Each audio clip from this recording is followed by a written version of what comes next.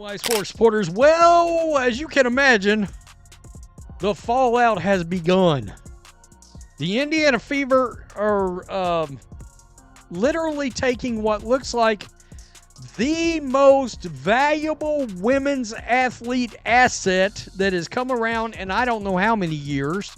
Certainly for women's basketball, they are taking this asset, an asset that I contend is worth more than every player in the WNBA combined. We're breaking down the chaos, the collapse, and the uncomfortable truth that when Caitlin Clark limps, the WNBA doesn't just stumble at nosedives. Grab your popcorn and your injury report, because this unraveling is uglier than a breakup via group chat.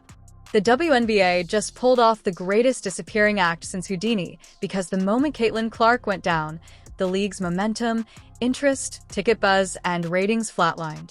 It's like someone unplugged the entire operation when Clark iced her groin. News that Caitlin Clark is out with a groin injury. Now, if you guys have been watching the Indiana Fever and Caitlin Clark play over the past 3 games, it is very clear that Caitlin Clark is not feeling like Caitlin Clark. She has only made 1 3-pointer in her last 3 games, and even just last game, she only had 6 points. But it wasn't only her performance on the court that was worrying fans, it was also just her demeanor, her energy. It felt like something was wrong. She wasn't hyping up the crowd like she normally does, and even in her pre-game routine, she was doing some things differently. After Caitlin Clark suffered a slight injury, the WNBA abruptly went from being a must-watch to barely a whisper, and the league began to reverberate like a sound check in a deserted gym. As soon as it was announced that she might miss time, you could just hear the PR staff frantically preparing a backup plan, because without Clark lighting up the court, the spotlight dims and no one else is bright enough to fill it. The WNBA don't think like we think. The WNBA ain't forced to run a business because it's subsidized. The WNBA don't have to do what most regular people have to do in order to be successful. The WNBA is trying to piss us off on purpose. Guys, the WNBA wants to go back to obscurity. The WNBA is trying their best to make sure nothing changes what this league represents. When Caitlin Clark was playing basketball, she did more than simply draw crowds. She conjured up a movement akin to a hardwood enchantress, causing arenas to explode and ticket queues to stretch around the block, similar to slot machines. Styles spin. Traffic bottlenecks and nachos go by halftime, but when she leaves, the buzz dies. The stands empty, and ushers switch from crowd control to crossword puzzles. Start with the most important question of the day. Glad y'all are here for this one. Are you worried about Caitlin Clark long term? No, I am not. Every great athlete goes through this, particularly great athletes who are breaking barriers. And I think that Caitlin Clark is doing exactly that. And so I watched Steph Curry go through this. Okay, so it was ankle issues at the beginning of his career, raised some questions. He had to find a solution and fight his way through it. He wasn't getting beat up, but he was having physical issues. Additionally, the fans loudly observed the drop-off, which was so clear that it might have been sponsored by a reality program. Social media became a forensic lab for viewing statistics, with fans analyzing empty seats as if they were evidence from a murder scene when Caitlin was on the court. When she's not there, the atmosphere shouts music festival, with lots of chairs, little noise, and a great deal of remorse from people who could have gone home and watched a cookery show instead.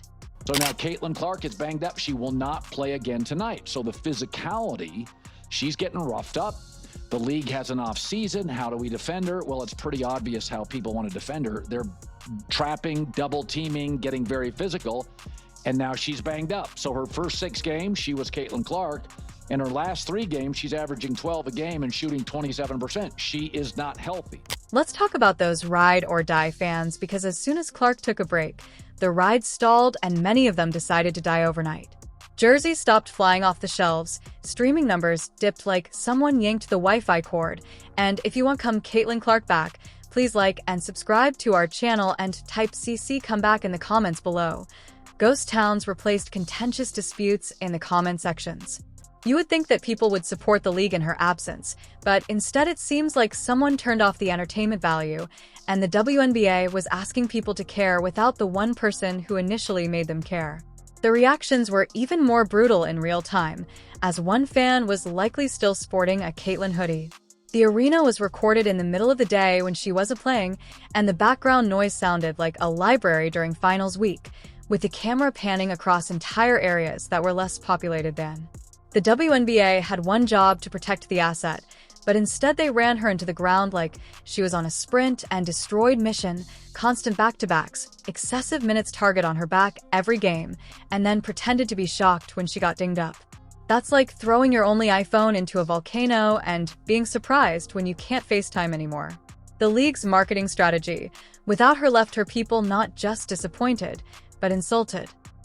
But it's a tough blow not only to Caitlyn because we know that she loves to be on the court. It's a tough blow for the Indiana Fever because that is their superstar. Whether she is playing to the best of her abilities or not, they are still a better team with her on the court. And it's also a huge blow to the WNBA. Whether some fans like it or not, it was proven the last time that she was out with injury that the WNBA does better when she is on the court. The WNBA ratings across the league dropped by over 50% when Caitlyn Clark was out with injury, and this is obviously such a crucial time and a crucial year for the league because they go into CBA negotiations at the end of the year. And the irony, while she waits, some voices attempt to pretend that this isn't a 5-alarm fire.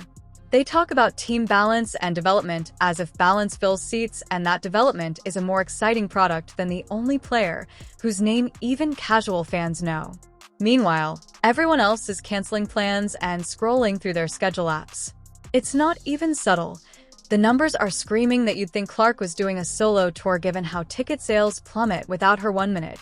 It's sold out and packed wall to wall with Clark fans holding signs and yelling their lungs out the next minute with her sidelined. The merchandising game has been fascinating to watch, with Clark sellers moving products like it's Black Friday. Without her, those booths might as well turn into lemonade stands. You can hear individual coughs echoing through the rafters.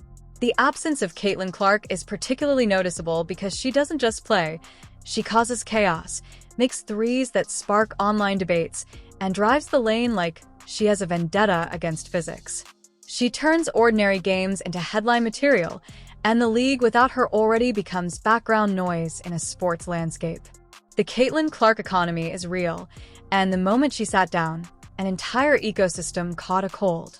Overloaded with options that are flashier, faster, and, to be honest, more competitive. And I can't believe I'm coming to this conclusion. Guys, it is clear the WNBA operation itself doesn't know what it's doing. And now it's clear that the Indiana Fever does not know what it's doing. But here's the sad part, guys. This ain't on accident. This is on purpose. However, some naive defenders continue to act as though this is a small oversight and that supporters should be thrilled about it anyhow. They're trying to rally around players whose greatest achievement is retweeting memes about Caitlyn Clark while watching teams fumble fundamentals in front of a politely bored audience. It's not just a deterioration. It's like being informed that the experience is the same when you go from gourmet to stale vending machine goodies.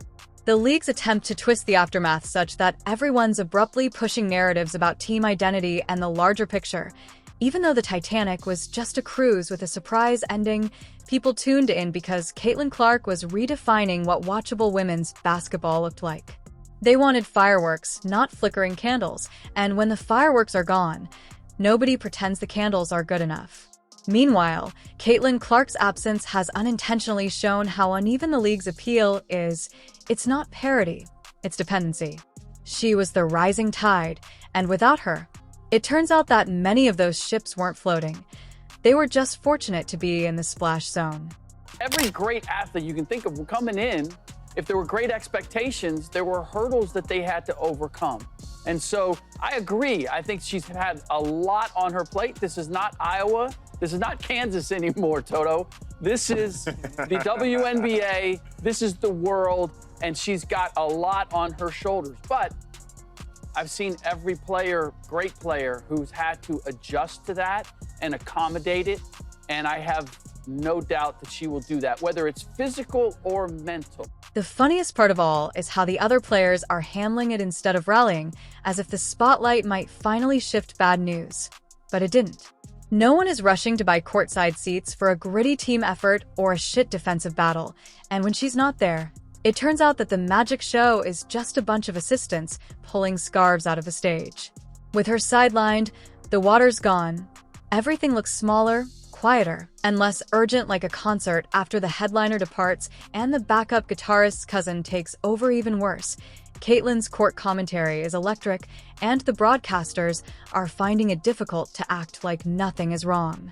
Not to mention the conspiracy theorists, who are having a field day. Some claim the league secretly wanted her out for a while because her popularity was too inconvenient and her shadow was too long. But here's the twist. After 2 hours of trying to sound impressed by layups, the energy drops so much that even the microphone seems dejected. Even if that were the case, this gap merely served to highlight how much they depend on her. You can't construct a home and then take away the foundation and expect it to remain intact. Caitlin, when did you guys find out about this groin injury, and how much of an absence do you expect from her beyond today? Yeah, late last night. I think it's very much a day-to-day thing, how she responds to treatment. I stay in my lane and let our strength and conditioning and our physical, our AT staff do what they do best. But yeah, I found out late last night, and then we'll treat it day to day. Back-to-back a factor at all with that? I mean, I don't know the factor from a physical standpoint, from an athletic training standpoint. Certainly in my mind, it is. But at the same time, C's shown that she's tough and she's a quick healer. So we'll see. Was it something? The WNBA isn't even attempting to fake relevance. Instead, it's just hoping that people don't switch the channel before halftime, because the reality is harsh and loud. Caitlin Clark isn't just a part of the WNBA. She is the WNBA right now, and when she sits, everything else crumbles. Everyone is waiting for a comeback, waiting for the next highlight, waiting for her to stop icing her injury, and waiting for her to start icing defenders once more, because whether you love her or not, she is the main event. Forever minutes of bone crunching, officials and fouls staring into space as if someone had disconnected their internal radar. She is pushed, slammed, and dragged across the court like an MMA undercard, and the representative blinks, drinks coffee, and may even whistle, but not for the halftime foul. I'm keeping it real. All right, that's the draw, that's the aura, that's the brand. She is the WNBA. I've said, I contend she ought to be, her three-point shot should have already been changed. That should be the logo of the WNBA. Of course, the old school WNBA fans, all about this many of them that existed, that makes them furious. I don't care. Y'all can keep trying to gatekeep this league all you want. I don't care. They're trying to take this asset. Stephanie White seems to be completely in over her head. Once again, Jason Whitlock said it the other day, and I pointed right at my television screen, which is over to the right of me, when I was watching Whitlock, and he said, they need to hire an NBA coach like Mark Jackson. Apparently, you have to eat elbows as part of the instruction handbook if you're a rookie with a whole billion-dollar PR effort behind you. The worst part is that it's no longer covert. It's not sporadic or even situational. It's methodical, almost like there's an unwritten group memo circulating locker rooms that says, if it's Caitlin, it's fair game. Other players are fouling her like they have coupons for extra hits. They're sending her to the floor like it's a contest, like there's a prize for the most takedowns in a single game. And the WNBA, they shrug one ankle tweak and fans start writing eulogies. But somehow, despite that stark reality, the league refuses to do the most basic thing you do. With your star, protect her. You will eventually lose your most valuable player if they get beaten into the hardwood every game and you do nothing. Where she's a lot like Michael Jordan is the physicality of the league. And basketball has always been this way. If you can't figure out how to stop somebody, Steph Curry faced some of this. In basketball, the answer is always get physical with them. Make them uncomfortable.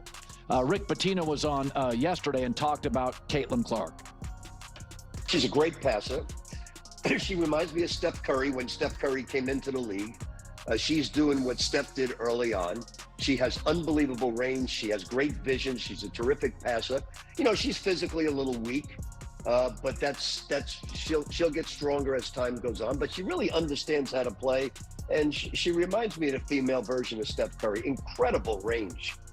And once she leaves, good luck trying to explain to fans why they paid to watch a mediocre defensive game between two teams that average 42 points per game. Spoiler alert, nobody wants that. They want the Caitlin Clark experience, and every hit she takes without being called hurts the league's finances and reputation. However, rather than changing the rules to protect the league's most valuable asset, the WNBA is acting as though she's just another player on the roster, as though she didn't just reignited interest in a product that was on the verge of being forgotten. Sports aisle next to lacrosse and televised darts. And it's not just poor strategy, it's outright sabotage. Every time she plays, the WNBA trends, Twitter goes wild, ESPN pays attention, and the officials act as though it's a competition because, in reality, every major league protects its stars. The NFL has so strict quarterback regulations that you would believe they were protecting state secrets. The NBA calls enough fouls on its star players to fill a rule book, thus.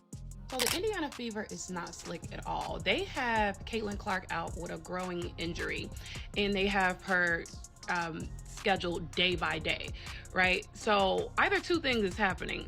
Either she really don't have a growing injury, and they're trying to let her rest so she can play in the game against Paige Buckner's when they play the Wings tomorrow. And given that Caitlin Clark haven't had like her best game the last few games, they probably just like, okay, take the day off, girl, and come back ready to hoop. However, the WNBA seems to be saying that allowing Caitlin to get checked out next week develops character. No, it creates animosity, injuries, and a quick route to fans abandoning the team completely. Fans see it, they're not stupid. They can tell when someone is being targeted, and let's not act like this isn't fixable. It would only take one game with referees who genuinely enforce the rules, one stern memo, and one punishment for flagrant infraction to change the atmosphere and make it plain that our biggest star matters. However, Caitlin Clark is the only player without body armor throughout the open season, and she is expected to carry the league, take the hits, and grin despite the pain, and still make $25 per night while feeling like she owes someone money. This isn't sustainable, neither emotionally nor physically, and it's not profitable because the league keeps missing her. She doesn't have to stay here. She could play fewer games abroad and earn more money.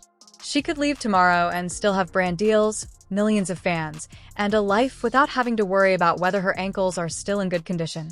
If that day comes, the WNBA won't have anyone to blame but itself. They had one job to protect the investment, and they treated her like an expendable storyline, like she's just lucky to get a jersey. It is no secret that Caitlin Clark has been struggling in her shooting since coming back from injury. She had that big game right after the initial leg injury where they played the Liberty, they beat the Liberty. She had 30-something, Sabrina had 30-something. It was a fantastic game. But since then, she has been really struggling from the field. There's been reports of her maybe having her migraine issues again. There's been reports of her in interviews she's been coughing a lot and kind of sniffling, was she sick? And now she is out for tonight's game because of a groin injury. And even in her post-game interview the other night, she said, it felt good coming out of my hands and then it just wasn't going in. They feel good. They feel like typical Caitlin Clark shots. And they're currently witnessing the fallout in real time, with fewer people attending, empty seats, and an increasing number of fans publicly declaring that they won't watch unless Caitlin is playing. This isn't because they dislike the sport, but rather because they don't like what's happening to the reason they started watching in the first place. If the WNBA doesn't wake up soon, they'll find themselves back where they were vying for attention in a sea of louder, faster sports. However, Caitlin Clark gave them a miracle, a second chance at relevance. And what did they do? They allowed her to be thrall. It's a slow, a painful collapse disguised as competitive balance. And if they continue to choose chaos over care, the fans won't stay for the conclusion. Instead, they'll walk away, much like Caitlin might when she leaves the WNBA with a trophy made of lost opportunities and broken narratives. Defense like demolition, there are more videos on the screen if you liked and subscribed.